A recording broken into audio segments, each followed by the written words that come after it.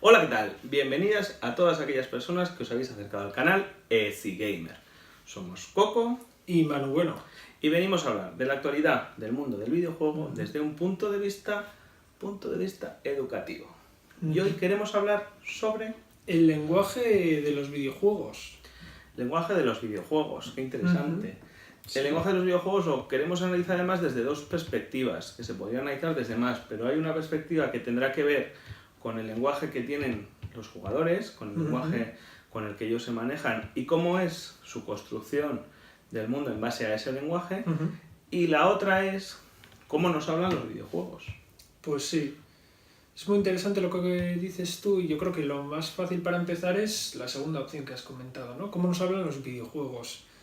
¿Qué entendemos cuando jugamos a un videojuego? Sí, hay una parte que el videojuego nos interpela y nos dice que seamos nosotros los protagonistas de las historias que nos va a describir o que vamos a construir con él. Y dependiendo del tipo de juego, va a ser mayor o menor la interacción que tengamos con la historia. Pero en todos los videojuegos, incluso en el inicio aquel Tennis for Two, había una historia, eran dos palitos que subían, una pelotita que golpeaba, pero eso representaba un partido de tenis. Sí. Aquí lo interesante en realidad va a ser cómo entendemos eso que sucede, ¿no? Porque hay una parte que tenemos que saber, que es que el lenguaje crea nuestro mundo, ¿no? Entonces, ¿qué decimos nosotros de ese videojuego? Es lo que va a ser ese videojuego. Es decir, si yo, hablando con Coco sobre qué nos ha parecido un videojuego y llegamos a ciertas conclusiones en ese diálogo que tenemos, pues para nosotros ese juego es así, es de esa manera. Entonces, bueno, aquí va a ser interesante poder acompañar en ese lenguaje, poder hablarlo. Poder ayudar a construir el mundo del que hablen los menores, porque ellos buenamente pueden hacer lo que pueden hacer, ni más ni menos. Y en realidad, a mí me gusta mucho poner el ejemplo, ¿no? Que un Fortnite puede ser una partida en la que 4 amigos hemos luchado por llegar a un objetivo, hemos construido juntos para llegar a un objetivo, y un juego de baile que a priori es inofensivo puede ser la mayor competición y la mayor humillación si no lo hemos ayudado a construir. Entonces, a veces nos centramos mucho en qué género, qué tipo de género, si hay tiros o no hay tiros, pero la importancia no radica tanto en el juego en sí, sino en lo que construiremos con ese juego. Sí. De hecho, es muy interesante, en la parte de atrás que tenéis un videojuego, habéis podido ver por un momento un videojugador jugando a ese videojuego, ¿no? Entonces... que lo hemos hecho adrede, ¿eh? No otra ha sido de las un cuestiones, error, ha sido que lo hemos dejado ahí para que podamos hablar de esto. Eso es. No, otra de las cuestiones que nos suelen comentar los padres y las madres es el tema de que, claro, de que ahora sus hijos a lo mejor no juegan a videojuegos, pero ven a gente jugando a videojuegos en las redes sociales, ¿no? Y esto tenemos que entender que sucede porque en realidad es en ese compartir en el que se construye esa vivencia, ¿no? Es decir, y reitero un poco lo dicho anteriormente, es en ese discurso compartido con una comunidad en este caso llevada por una persona, ¿no?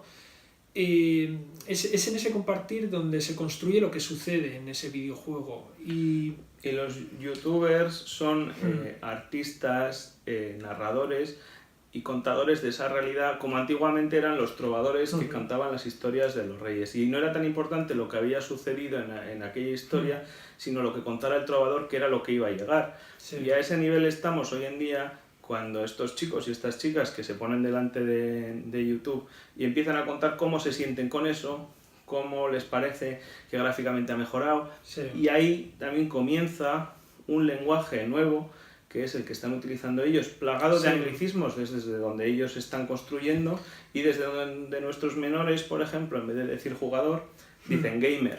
En vez de decir otras cosas, utilizan un anglicismo bien o mal traído, que es a donde nosotros podemos ir a acompañarlos, porque ya entendemos que donde ellos están es en ese mundo que para ellos es naturalizado, que es el mundo de los videojuegos, y son los youtubers. Sí. Por lo tanto, en ese primer punto que queremos comentar, nos parece en realidad que ese compartir puede ser, y lo buscan los niños porque lo necesitan en internet, en las redes sociales, pero también puede ser a través de los que estamos cerca, ¿no? A través de educadores, de padres, etcétera, ¿no? Uno de los juegos que más posibilidades de acción te da es Ark, que es el vídeo que estáis viendo atrás. Y justamente aquí hay un momento en el que decidimos probar un animal nuevo que hemos domesticado, pero justamente no se le llama domesticar, se le llama tamear, que viene de timing, que viene de cómo se ejecuta esa manera de domesticación. Y en realidad eso que estamos haciendo ahora en este vídeo de atrás, que es probar ese animal, puede ser una barbaridad o no, dependiendo si lo estamos haciendo fastidiando a otro jugador o si lo estamos haciendo sin molestar a nadie. Sí, y pasando a ese segundo punto que hemos comentado al primer momento, que es qué lenguaje usan los gamers ahora mismo, ¿no?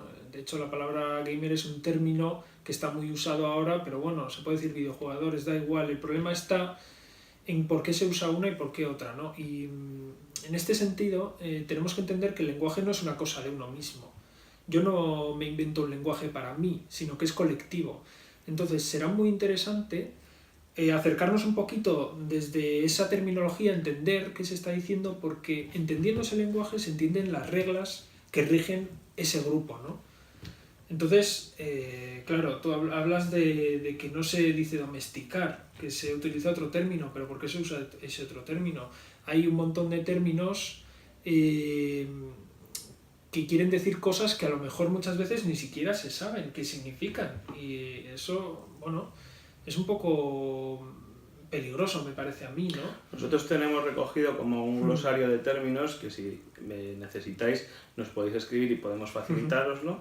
Y bueno, y queríamos terminar también con un vídeo aquí atrás sobre una nueva manera de lenguaje que está intentando hacer PlayStation en este caso, que ya lo han intentado Nintendo con otros juegos, que viene a ser el poder convertirnos en constructores, ¿no? En creadores de videojuegos. Pero bueno, eso lo analizaremos en otro momento, lo veréis en el canal también. Y hasta aquí nuestro vídeo de hoy. Muchas gracias por estar ahí. Nos podéis dejar preguntas en cgamer@pauma.es. Esperamos haberos acercado un poquito más a comprender la importancia del lenguaje dentro del mundo de los videojuegos y que podáis acompañar a vuestros hijos o hijas en ese camino que están tomando. Así Pim que, pam pum. bocadillo de atún.